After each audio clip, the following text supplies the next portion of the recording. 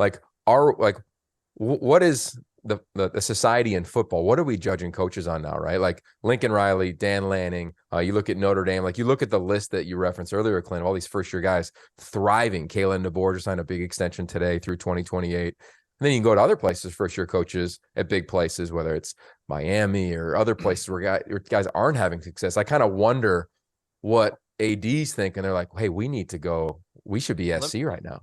Let me throw this in there too, Trev. Sorry to cut you off, but that's an interesting point because I think the portal is as much of an advantage as the portal is for ADs and people that they want to get in there. It can also be a big disadvantage. And I think one guy to look at is Mel Tucker up at Michigan State.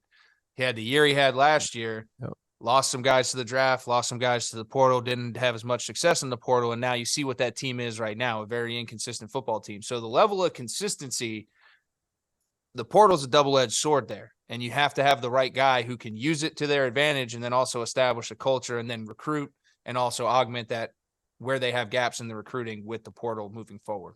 Yeah, like it's hard. Interesting point. I want to get you guys on these rivalry games before we get out, but I think the last point on the coaching thing is that like you look at Kansas and they hired somebody who had a lot of success, but maybe not on a grand stage. I look at Washington, same thing. Kalen DeBoer, he coached at Sioux Falls University as a head coach for a lot of his career before he got up to the Power 5 level the last handful of years. And then you've got guys that are like rocket ships, like Kenny Dillingham, reportedly interviewed at Arizona State. We'll see if he gets this job as an extremely young offensive coordinator. We've seen kind of both of them.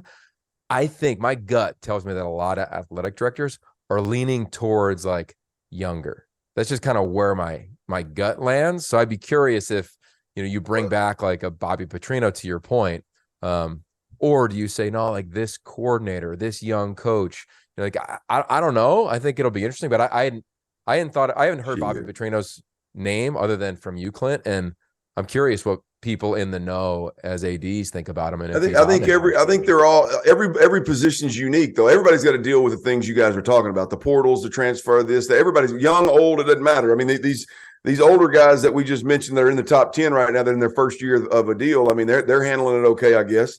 I just think when you look at like Mario Cristobal is a perfect fit in Miami because he played there. Like there's unique characteristics that each one of these guys bring. And I just think Bobby Petrino, two things. I think he's done it at a comparable university where the state doesn't produce that level D1s, where you got to go out and you got to create a product on the field that's different than Wisconsin, that's different than all these other schools, and give guys a reason to come there. Bobby Petrino can lay a roster full of quarterbacks and receivers and running backs for that matter offensively and go get guys just off of his history. And so I just think sometimes there's a unique aspect to a fit for a guy. And I think Bobby would be a guy, again, I want to punch him square in the mouth in a dark alley sometime, but I think he's a hell of a football coach.